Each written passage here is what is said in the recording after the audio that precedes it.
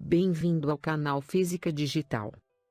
Antes de iniciarmos, esclareço que a pedido de vários inscritos, estou reunindo aqui todas as videoaulas referente a esse tema. Caso você considere esse vídeo muito longo, clique no link da playlist, no canto superior direito de sua tela, ou logo abaixo na descrição, e tenha acesso a esse vídeo, dividido em 8 partes. Ok? Vamos então ao tema. Conceitos básicos de força. Bem, os conceitos básicos de força são fundamentais para entendermos as leis de Newton, que regem a mecânica clássica. Como vimos na videoaula introdutória de estudo da mecânica, a dinâmica, que é fundamentada nas leis de Newton, busca analisar os agentes físicos, forças e energias, responsáveis pelo movimento, pelas deformações e pelas condições necessárias ao equilíbrio dos corpos. Nesta videoaula iremos dividir o tema em 7 partes. Você pode identificar cada uma delas na linha do tempo do vídeo, ou embaixo na descrição. Vamos lá? Conceito de força. Aprendemos no início do estudo da mecânica, que do ponto de vista das ciências da natureza, o mundo material é a única existência perceptível e sustentada pelo movimento e a transformação. Apesar do movimento ser uma característica universal, ainda não respondemos quais as causas que levam os corpos a alterarem suas velocidades, a girarem, ou até mesmo sofrerem deformações. Já aprendemos que a velocidade é uma grandeza vetorial, e que toda alteração na velocidade dos corpos, seja em intensidade, direção, ou sentido, é indicada pela aceleração. Observe na animação, que a velocidade do automóvel está sendo alterada tanto em intensidade, como em direção. Ou seja, ele está sendo acelerado. Mas se a aceleração apenas indica o quão rápido a velocidade de um corpo está variando, qual será a causa dessas alterações de velocidade? Qual é o agente físico responsável pela aceleração dos corpos? Sabemos que para colocarmos uma bola em movimento, ou alterarmos sua direção, faz-se necessário a ação de um agente externo, o jogador, que atuando sobre a bola, pode alterar sua velocidade tanto em intensidade como em direção, gerando o que denominamos aceleração. O mesmo é observado quando desejamos empurrar um objeto, por exemplo, um carrinho de supermercado, deslocando-o para qualquer lugar e com a rapidez que desejarmos. Veja que ao agirmos dessa maneira estamos atuando como um agente externo, da mesma forma como o jogador atuou ao chutar a bola de futebol. Em ambos os casos foi necessário a intervenção de agentes externos para alterar a condição de movimento desses corpos. Também podemos observar a ação de agentes externos na deformação dos corpos, como, por exemplo, na compactação de um automóvel inutilizado em uma prensa hidráulica para reciclagem. Bem, dos exemplos apresentados podemos concluir que um corpo sempre depende da ação de agentes externos para sofrerem deformações, ou para que sua condição de movimento seja alterada. A esses agentes físicos externos damos o nome de força, do grego dinamis, resultado das interações de um corpo, ou de um sistema, com o resto do universo. Ok? Mas como eu consigo identificar quais são esses agentes externos que atuam sobre um corpo? É exatamente isso que veremos a seguir. Vamos lá? Identificando os agentes físicos externos. Considerando que na natureza, tudo está em constante interdependência, e que em maior ou menor grau, cada manifestação está sob a influência de agentes dos mais variados tipos, devemos identificar quais são os agentes externos mais relevantes que contribuem para o comportamento de um sistema em estudo. Por exemplo, na descrição do movimento de um automóvel em uma estrada, levamos em consideração apenas os agentes externos mais relevantes, tais como A resistência do ar, que exerce força em sentido contrário ao movimento do carro. Outra força é o atrito entre os pneus e o asfalto, gerando tração nas rodas. A próxima força a ser considerada é a força perpendicular que o asfalto exerce sobre o carro, dirigida para cima, e denominada força normal, sustentando o automóvel na pista. Por último, mas não menos importante, temos a força de interação gravitacional entre o automóvel e o planeta Terra. Essa força, denominada peso do automóvel, é dirigida aproximadamente ao centro da Terra. Essas são algumas das principais forças que atuam sobre o automóvel. Ninguém vai se preocupar, por exemplo, com a influência dos raios cósmicos, ou a força gravitacional que a Lua exerce sobre o movimento do automóvel. Essas forças são extremamente pequenas, quando comparadas com a força de atrito entre o asfalto e os pneus, ou a força de resistência do ar. Já nos fenômenos das marés, caracterizado pelas alterações cíclicas de subida e descida do nível dos mares, o efeito da atração gravitacional da Lua combinado com a rotação da Terra é fundamental. Além dessas influências, devemos ainda considerar, mesmo que em menor intensidade, a atração gravitacional do Sol. O estudo do fenômeno das marés será alvo de estudo detalhado mais à frente, na unidade de mecânica, que trata da força gravitacional. Dos exemplos apresentados, concluímos que cada sistema é um caso particular, e que uma das etapas do método científico é identificar quais são os agentes externos mais significativos que contribuem para o fenômeno em estudo. Nosso próximo passo no estudo dos conceitos básicos de força é entender como as forças interagem com os corpos, fazendo distinção entre força de contato e a distância. Vamos lá? Forças de contato e a distância. Quando um agente externo exerce força sobre um corpo, através do contato com o objeto, como acontece quando empurramos um carrinho de supermercado, abrimos a porta de casa, ou quando chutamos uma bola, a interação se dá diretamente por contato. E nesse caso dizemos que a força é de contato. Porém, em muitos casos as interações podem ocorrer à distância, como por exemplo, ao abandonarmos um corpo próximo à superfície da Terra. Com certeza ele irá cair devido à ação de um agente externo, denominado força gravitacional, atraindo em direção à Terra. Outro exemplo de força que age à distância são as eletromagnéticas. Ao esfregarmos um balão em um pano de lã, iremos eletrizá-lo. Ao aproximarmos esse balão eletrizado de pequenos pedaços de papel sobre a mesa, ou de um filete de água em uma torneira, observamos a atração eletrostática ocorrendo, sem que haja o contato direto do balão com o papel, ou com o filete de água. Nesses casos dizemos que a interação da força ocorre à distância. Outro exemplo de ação à distância é a força magnética, observada quando simplesmente aproximamos um ímã de um objeto metálico.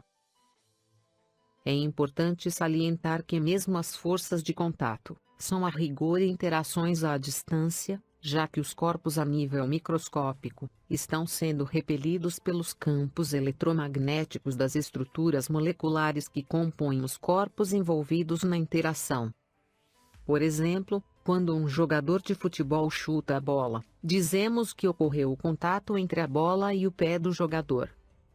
Porém, em escala microscópica, o pé do jogador não consegue tocar a bola, devido à intensa repulsão eletromagnética gerada pelas moléculas da bola e pela chuteira do jogador, no ponto mais próximo ao aparente contato, fazendo com que a bola se movimente sem que haja o efetivo contato entre a bola e o jogador. Trataremos das forças eletromagnéticas mais à frente no curso, no capítulo sobre eletromagnetismo. Analisaremos a seguir a natureza vetorial da grandeza física força. Vamos lá?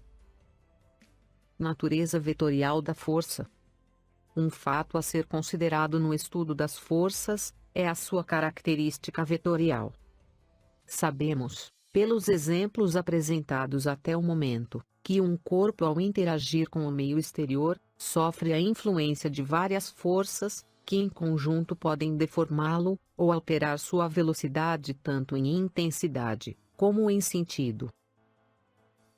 No caso particular onde um corpo puder ser tratado como um ponto material, isto é, como uma partícula, podemos facilmente substituir esse conjunto de forças por uma única força, denominada força resultante, obtida através de operações de adição vetorial. Para ilustrarmos essa situação, observe a animação em tela, onde um navio é arrastado por dois rebocadores, ao submetê-lo à ação de duas forças, F1 e F2.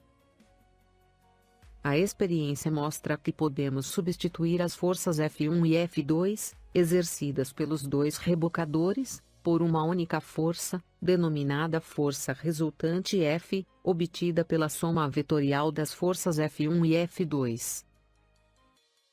Este fato mostra que o efeito cumulativo das forças que atuam sobre uma partícula é obtida por uma soma vetorial, e não por uma soma algébrica, caracterizando assim o comportamento vetorial das forças.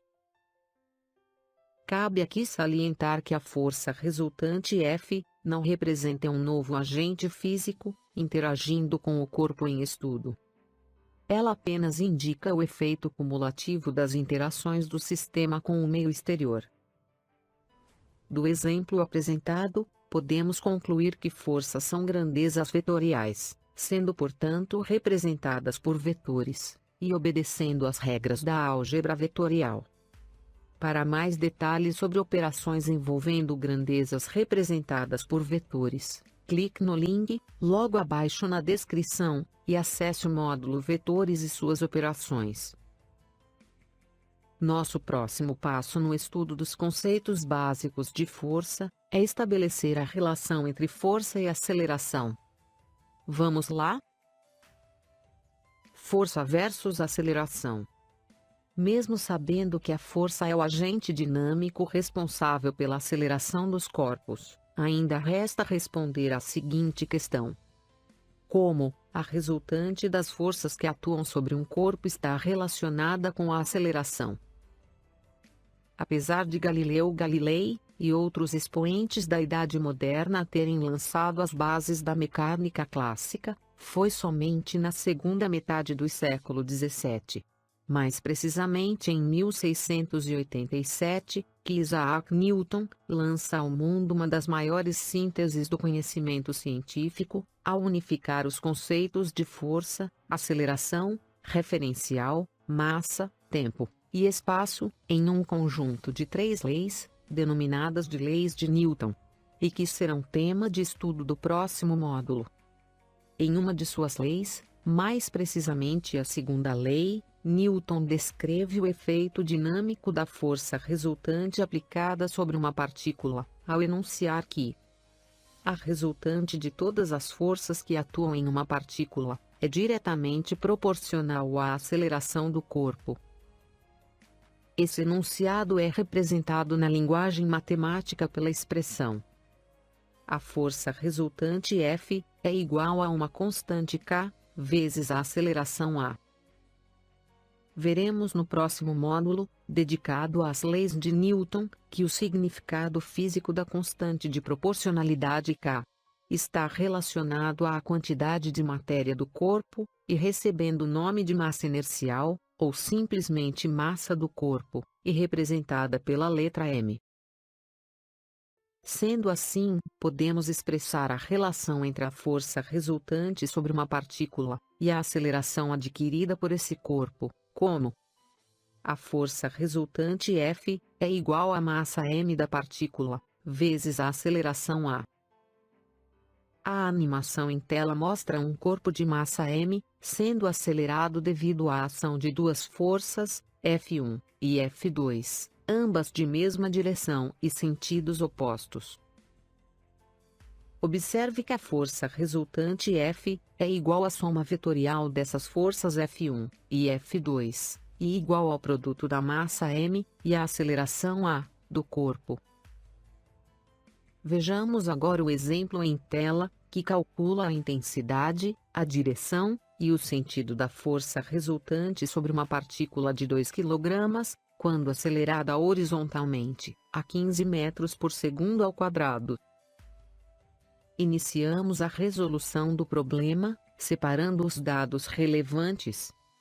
A aceleração a, da partícula é igual a 15 metros por segundo ao quadrado. A massa m, é igual a 2 kg.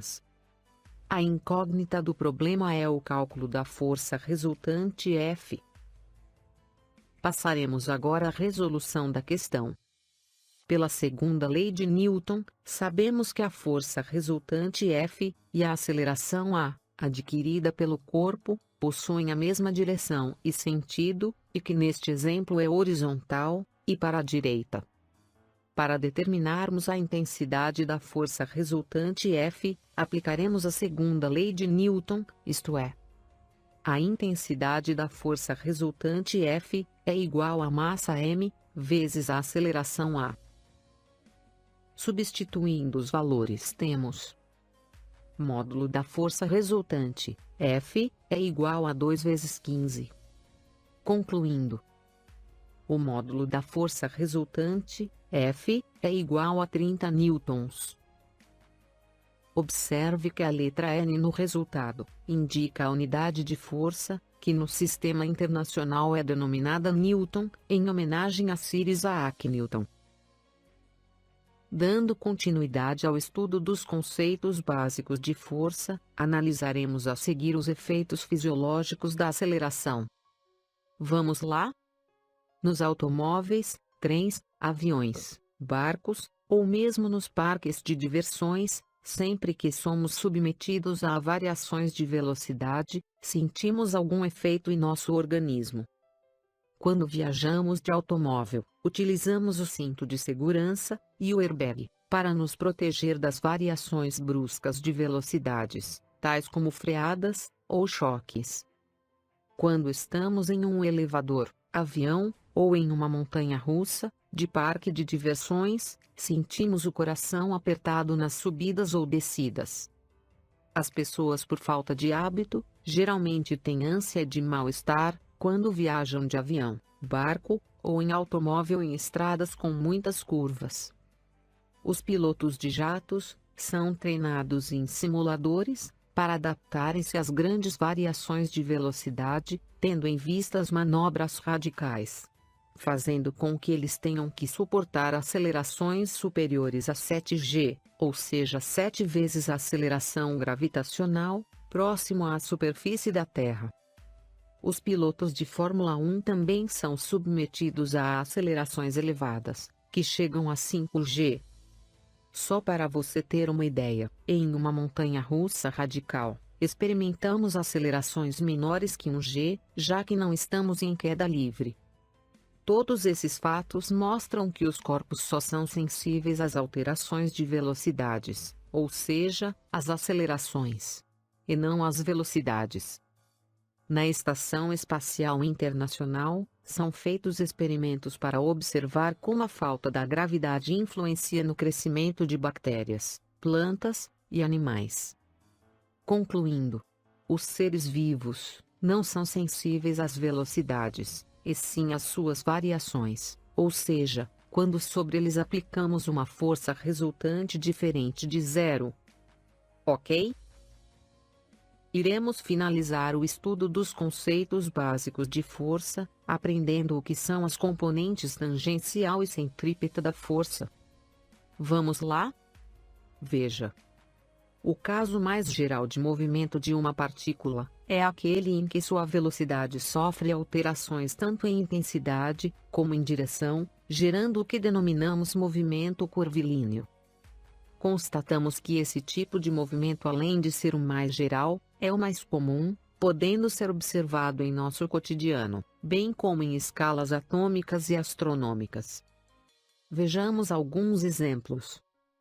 Quando assistimos uma corrida automobilística de Fórmula 1, Sabemos que os pilotos percorrem trajetórias cíclicas denominadas circuito do autódromo. O mesmo ocorre com o movimento dos ponteiros dos relógios analógicos, onde observamos trajetórias curvas e fechadas. Esse mesmo movimento cíclico dos relógios analógicos também é observado em muitos equipamentos de entretenimento nos parques de diversões. Sabemos que a Terra, em seu movimento de translação em torno do Sol, descreve anualmente um circuito elíptico, de aproximadamente 930 milhões de quilômetros, com velocidade orbital média, de intensidade aproximadamente igual a 107.280 km por hora, o que equivale a 29,8 km por segundo, variando em função da maior ou menor proximidade do Sol. Observamos também trajetórias idênticas, no movimento orbital de satélites naturais e artificiais, e outros corpos celestes como os cometas. Em escala atômica, os elétrons descrevem, segundo alguns modelos atômicos, órbitas fechadas em torno do núcleo do átomo, com velocidades extremamente elevadas. Em todos esses casos, a velocidade dos móveis sofrem alterações em direção, o que não impede que também sofram alterações em intensidade, como o que ocorre com o movimento dos corpos celestes ou nas corridas de Fórmula 1. Para que a velocidade de um corpo varie em intensidade e direção, é necessário que sobre o móvel atue uma força resultante que forme um ângulo, diferente de zero, com a direção do movimento. Neste caso, podemos decompor essa força resultante em duas componentes. Uma componente tangente à direção do movimento, denominada força tangencial, Ft, responsável pela aceleração tangencial, isto é, pelas alterações de intensidade da velocidade. E uma componente perpendicular à direção do movimento, denominada de força centrípeta, Fc, responsável pela aceleração centrípeta, ou seja, pelas alterações na direção do vetor velocidade. Observe que, como as componentes tangencial e centrípeta são perpendiculares entre si, podemos relacionar suas intensidades com a intensidade da força resultante, através do Teorema de Pitágoras. Ok? Analisaremos agora, mais detalhadamente, a componente tangencial, Ft, da força resultante em movimentos curvos. Vamos lá? Essa componente tangencial da força resultante sobre um corpo, representada pelo vetor Ft, é a responsável pelas alterações a cada instante, na intensidade da velocidade do móvel, ou seja, ela é a responsável pela aceleração tangencial, que ocorre na direção do movimento. Sendo m a massa do móvel, podemos aplicar a segunda lei de Newton na direção de movimento, escrevendo: força tangencial Ft é igual a massa m vezes a aceleração tangencial, representada por At. Apesar da força tangencial ser sempre tangente à trajetória do móvel, seu sentido dependerá do movimento ser acelerado ou retardado. No movimento acelerado, o sentido da força tangencial é o mesmo do vetor velocidade v. Ou seja, os sinais escalares da aceleração e da velocidade são iguais. Neste caso, a intensidade da velocidade aumenta durante o movimento. No caso do movimento retardado, o sentido da força tangencial é oposta ao do vetor velocidade v, tal que os sinais escalares da aceleração e da velocidade sejam contrários. Neste caso, a intensidade da velocidade diminua durante o movimento. Para compreendermos melhor essa questão de movimentos acelerados e retardados em trajetórias curvas, vamos analisar a situação prática de lançamento oblíquo de projétil, próximo à superfície da Terra, onde iremos desprezar o efeito da resistência do ar. Neste caso, a única força que atua sobre o projétil é a força gravitacional, sempre dirigida aproximadamente para o centro da Terra. Devemos dividir o trajeto do projétil em duas partes: subida e descida. Durante a subida, a intensidade da velocidade do projétil é reduzida até atingir o ponto mais alto, onde a componente vertical da velocidade é zero. Isso ocorre porque nesse trecho a componente tangencial da força-peso possui sentido oposto ao do vetor velocidade, fazendo com que o movimento seja retardado. Já na descida, a intensidade da velocidade do projétil é incrementada até atingir o solo. Neste trecho, a componente tangencial da força-peso possui o mesmo sentido do vetor velocidade, fazendo com que o movimento seja acelerado. É importante salientar que em nenhum momento a componente horizontal do vetor velocidade, em cada ponto da trajetória, é alterado, já que não existe força atuando na horizontal. Lembre que a força-peso atua na vertical, agindo portanto apenas na componente vertical do vetor velocidade, que diminui em intensidade na subida, zerando no ponto mais alto, e voltando a incrementar na descida. Ok? Bem, da mesma maneira que acabamos de analisar em detalhe a força tangencial, Ft, faremos a seguir o mesmo com a componente centrípeta, Fc, da força resultante em movimentos curvos. Vamos lá?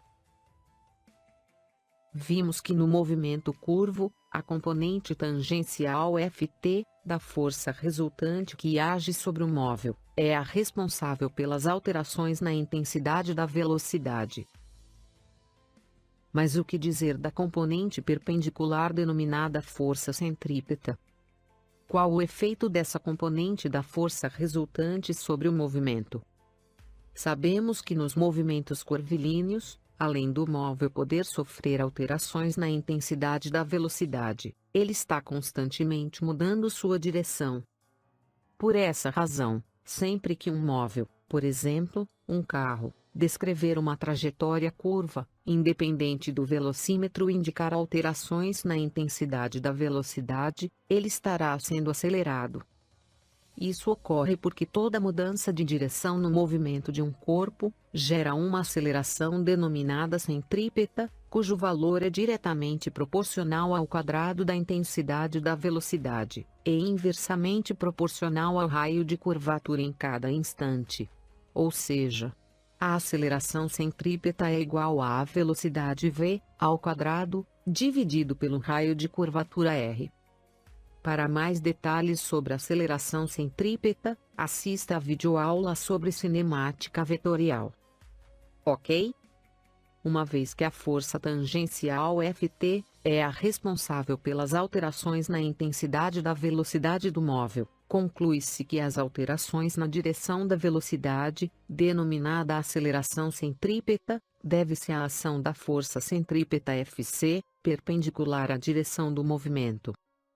Pela segunda lei de Newton, se o móvel possui massa m, então a intensidade da força centrípeta, que age sobre ele, é determinada pela expressão: a força centrípeta Fc é igual à massa m vezes a velocidade v, ao quadrado, dividido pelo raio de curvatura r. Este resultado indica que a força centrípeta depende de três fatores: da massa do corpo em estudo, da intensidade de sua velocidade v, e do raio de curvatura r. Assim, quanto maior a intensidade da velocidade do móvel, e menor o raio de curvatura no movimento curvilíneo, maior será a intensidade da força centrípeta. Conclusão: a força centrípeta é a componente da força resultante, que agindo a cada instante na direção perpendicular ao movimento curvo de uma partícula, é a responsável pelas alterações na direção da velocidade. Por exemplo, em uma estrada plana, a força centrípeta, responsável pelas alterações de direção de um automóvel, é gerada pelo atrito entre os pneus e o asfalto. Enquanto os pneus exercem sobre o asfalto uma força radialmente dirigida para fora. O asfalto responde, exercendo sobre os pneus uma força radial dirigida para o centro da curvatura, proporcional ao quadrado da velocidade e inversamente proporcional ao raio da curva. Essa força radial exercida pelos pneus sobre o asfalto pode ser observada claramente em estradas ou vias onde transitam muitos automóveis. Nessas curvas o asfalto é literalmente deformado com o passar dos anos, formando pequenas lombadas. Quando é construída uma estrada, os engenheiros têm o cuidado de estabelecer os limites de velocidade em cada curva, de forma a reduzir a força centrípeta sobre o automóvel, diminuindo assim drasticamente qualquer risco de acidente, desde que os pneus estejam dentro das normas de uso. Quanto mais gasto estiverem os pneus, menor será a aderência ao asfalto, provocando instabilidade do automóvel em seu trajeto. Se o motorista e o automóvel não estiverem preparados para essas alterações de direção, o resultado pode ser desastroso. Por isso, seja prudente ao dirigir, respeitando os limites de velocidades indicados nas estradas.